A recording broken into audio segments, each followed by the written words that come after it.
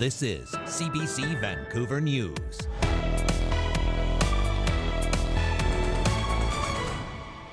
Tonight I can report to the world that the strikes were a spectacular military success.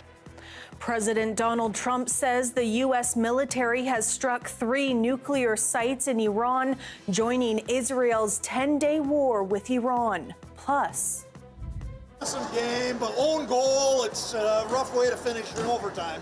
Great game. Do you think we'll win next time? We will win. We will win. despite a devastating loss in Game 5 of the Calder Cup playoffs, Abbotsford Canucks fans say they're proud of the AHL team as they try to take the title one more time on Monday. Hello, thanks for being with us. We begin with major developments in the Middle East. The U.S. has directly joined Israel's effort to destroy Iran's nuclear munitions. President Donald Trump says the U.S. military has struck 3 sites in Iran, directly joining Israel's war with Iran. In a Truth Social post, Trump called it a historic moment for the United States and Israel. He went on to say Iran must agree to end the war. U.S. B-2 bombers were reportedly involved in the strikes. The plane is capable of carrying a special kind of bomb that can hit underground targets. Trump spoke from the White House earlier tonight. A short time ago, the U.S. military carried out massive precision strikes on the 3 key nuclear facilities in the Iranian regime: Fordow, Natanz, and Esfahan. Everybody heard those names for years as they built this horribly destructive enterprise. Our objective was the destruction of Iran's nuclear enrichment capacity and a stop to the nuclear threat posed by the world's #1 state sponsor of terror. Tonight, I can report to the world that the strikes were a spectacular military success.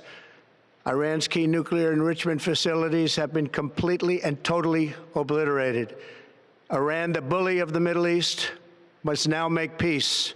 If they do not, future attacks will be far greater and a lot easier. Israeli Prime Minister Benjamin Netanyahu has reacted to the U.S. choosing to back its ally and join the war. He says Trump's decision to strike Iran's nuclear facilities is historical. Congratulations, President Trump. Your bold decision to target Iran's nuclear facilities with the awesome and righteous might of the United States will change history. In Operation Rising Lion, Israel has done truly amazing things. But in tonight's action against Iran's nuclear facilities, America has been truly unsurpassed. It has done what no other country on earth could do. History will record that President Trump acted to deny the world's most dangerous regime the world's most dangerous weapons. His leadership today has created a pivot of history that can help lead the Middle East and beyond to a future of prosperity and peace. President Trump and I often say, peace through strength. First comes strength, then comes peace. And tonight, President Trump and the United States acted with a lot of strength. President Trump, I thank you. The people of Israel thank you. The forces of civilization thank you. God bless America. God bless Israel. And may God bless our unshakable alliance, our unbreakable faith. The CBC's Chris Brown is in Jerusalem and has more on the reaction on the ground. Well, Benjamin Netanyahu, essentially, his vision is that Israelis are waking up this morning really to a new era. In his opinion, it's a much safer era than the one that they went to bed the night before in. This has been the culmination of a dream of his, a political dream. He's been talking about this for some 30 years. We've seen him go before the international community at the United Nations with his charts and all sorts of other illustrations to try to make his case that something had to happen because Iran was imminently going to develop a nuclear weapon. even in the days leading up to this attack, even in the hours, there still have been doubts about just how close exactly Iran was. But it was Israel this whole time that has been driving this process, not the United States, and that has to be said. This war was kicked off, as you say, about 10 nights ago by Israel, began with sweeping attacks, not just on nuclear facilities, but also on the scientists that worked there and the regime leaders and also military commanders, all of which very, very broad. But it was this.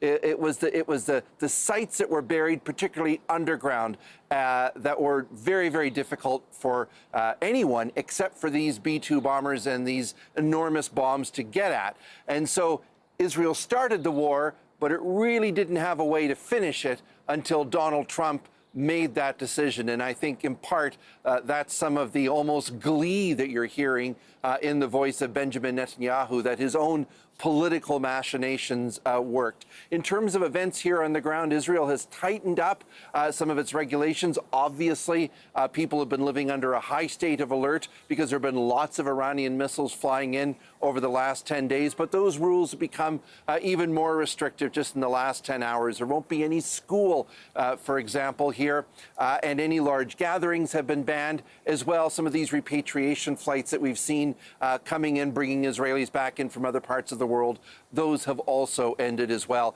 as we wait to see what kind of response there might be coming from Iran. We have seen lots of ballistic missile attacks in the last 10 days or so, but no alerts, notably, I would say almost in the last 24 hours. It was yesterday morning was the last time we saw one. On the Iranian side, we're starting to get some sense of their reaction as well. Its nuclear regulator has acknowledged the attacks that happened on these three facilities, but they've not suggested that there was any release of radioactive material. As well, there's also other comments, other statements from semi-official sources saying, well, there really wasn't that much damage done. The entrance to some of these facilities were damaged, but it's almost like not really that big of a deal, which is interesting because it could be the very beginning of an effort to perhaps tap down the extent of damage and perhaps give the regime some kind of an off-ramp so that it might not feel that it has to respond in a way that will ignite the situation even further. That's the CBC's Chris Brown reporting from Jerusalem.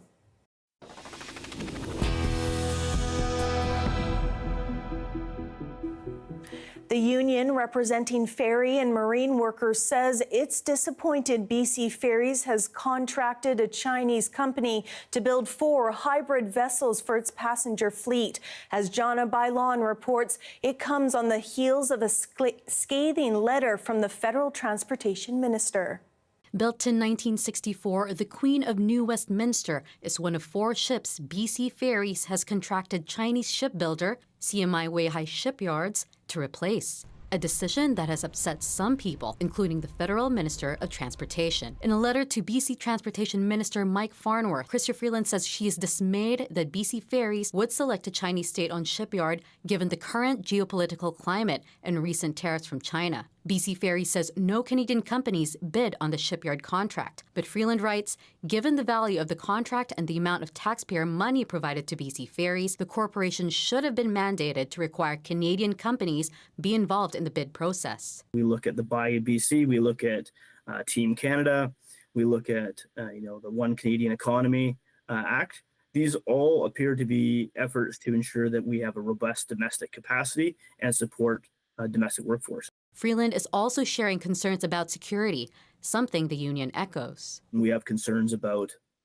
the safety of some of our members who will be tasked with part of that oversight of that project, which means that they will be traveling across the world to a country that has been hostile to Canada as well as Canadian citizens in the past. One political scientist says security should always be taken seriously, but he worries it's a little too late. I'm not sure that there's anything that can be done here. I'm not sure if the government of Canada has the ability to block this sale and force BC Ferries back to the drawing board. So, it might all just be a bit of political theater here.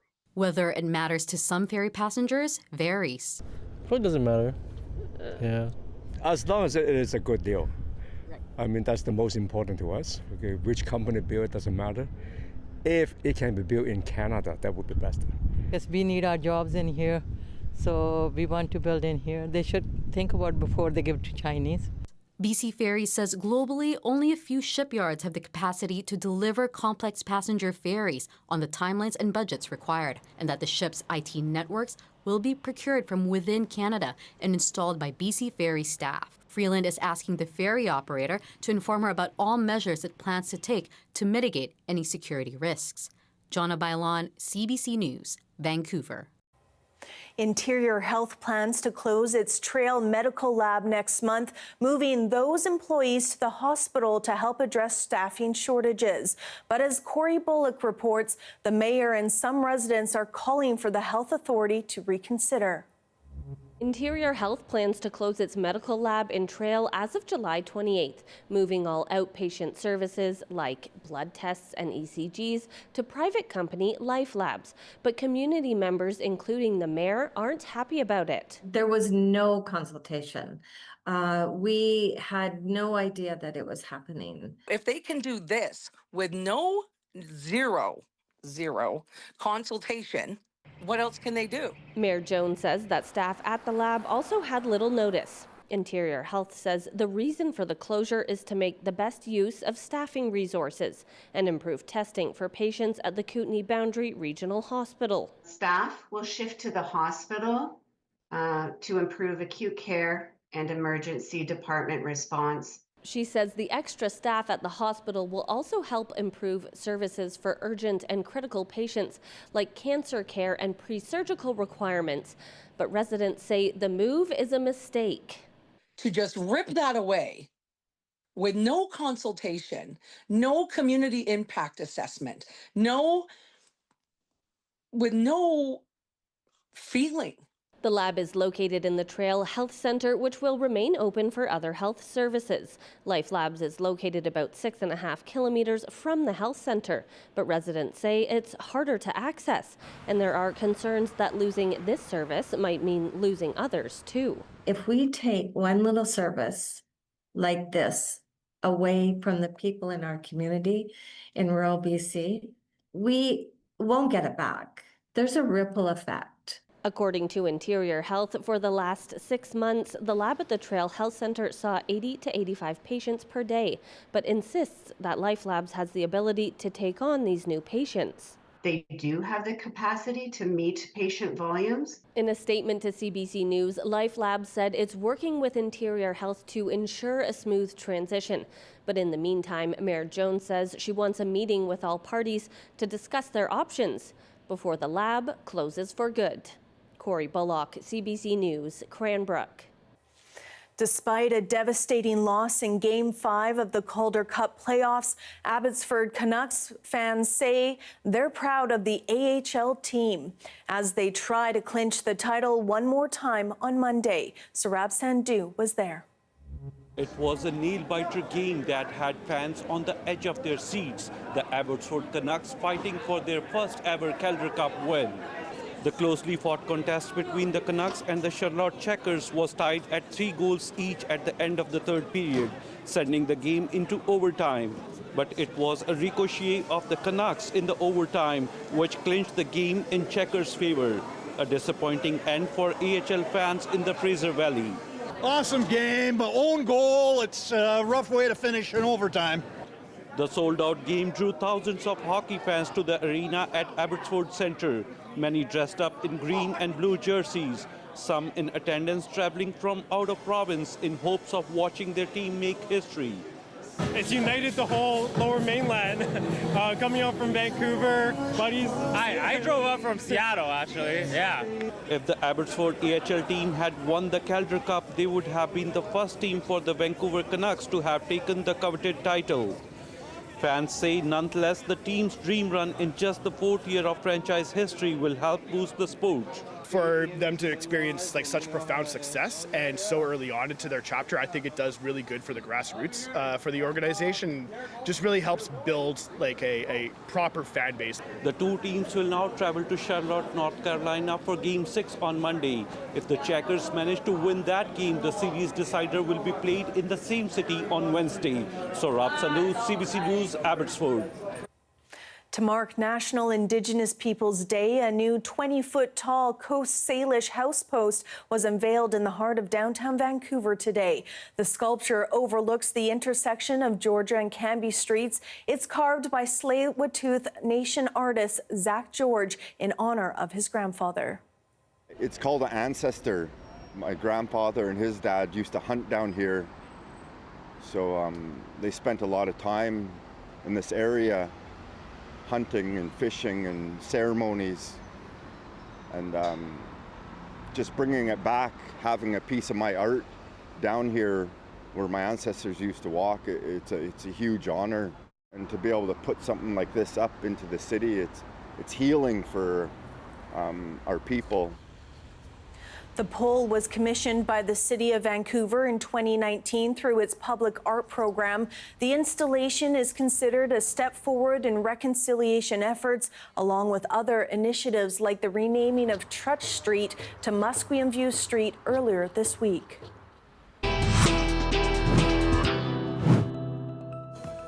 Still ahead, how a Vancouver company launched during the pandemic to address food container waste has expanded in a big way. That's next. Stay with us.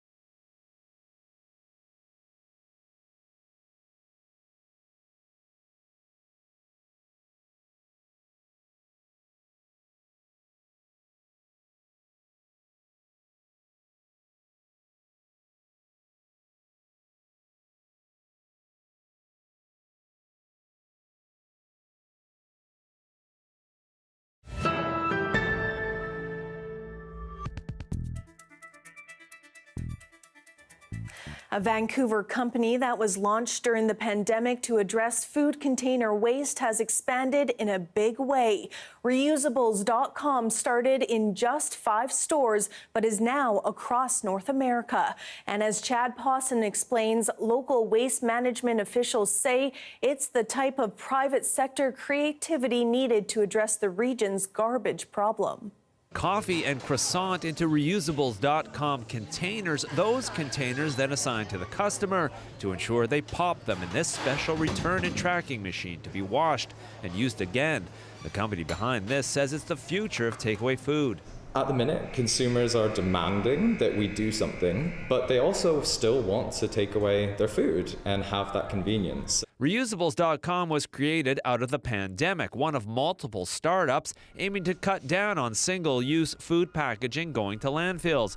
Now, 5 years later, the company has greatly expanded to major institutions like universities in Canada and the U.S. and places like West Vancouver's Hollyburn Country Club, where the no-deposit containers solve the waste problem. We would walk around the club and notice the wax paper takeout containers filling up the garbage cans and paper cups, filling up all of our garbage cans. So we thought we should look for an alternative solution. Single-use containers are a bad for the environment problem of modern life, but are often too convenient to eschew. In 2023, on average, each person in Metro Vancouver disposed of 126 single-use cups and 68 takeout containers. There's a lot of incentive, actually, to stay in a take, make, waste society, a linear society. Like, that's how our society is structured, and it takes effort to kind of do something different. Regional officials in Metro Vancouver have ambitious goals to reduce this type of waste and commend the companies like Reusables.com trying to help. I think there's lots of creativity and innovation that's happening in this space. Kudos to both the reuse system providers that are out there and trying to, scratching their heads and trying to figure out how to make this work and make it work at scale and make it cost efficient. There are significant challenges, something Reusables.com has had to figure out, along with simply getting consumers to change their behaviors and ultimately return the containers without fail. What matters in these programs is return rate. So we are striving to get as close to 100% as possible, because every container lost needs to be replaced, and that eliminates the value of the program. The company's success is gaining attention. It recently won nearly $4 million in seed funding to expand even more and one by one replace a throwaway container with a reusable one. Chad Pawson, CBC News, West Vancouver.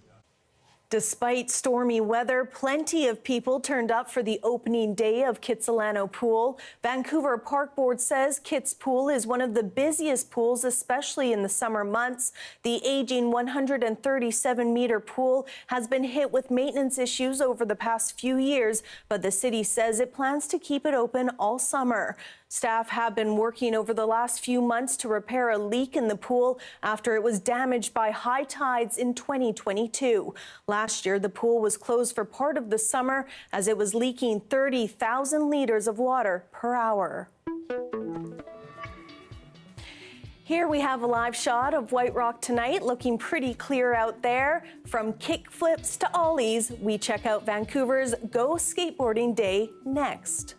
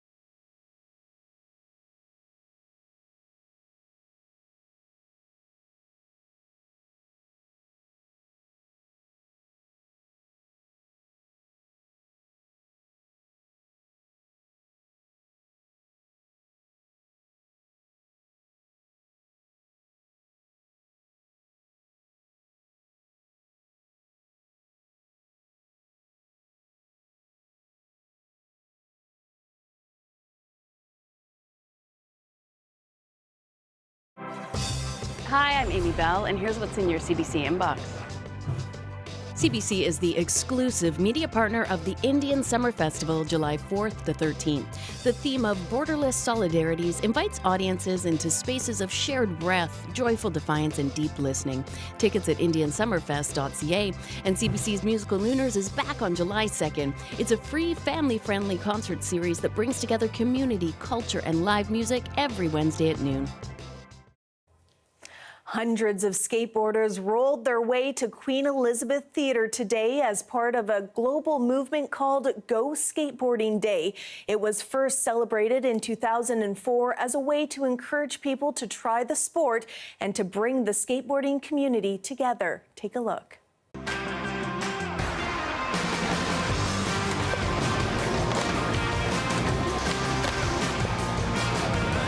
Today is International Go Skateboarding Day. This is the one day where the city is so cool, the police are so cool, they just let everybody skate safely to different spots. It's just a great time. Celebrating skateboarding, the community, everybody coming together, love, man. Thank you to the city of Vancouver, making it one of the #1 Go Skate Days in the world.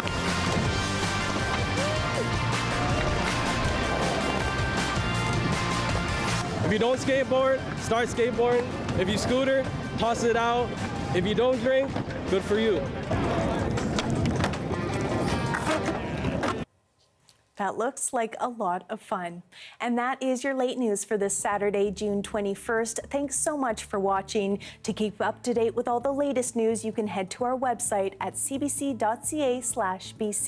Have a great night. We'll see you tomorrow.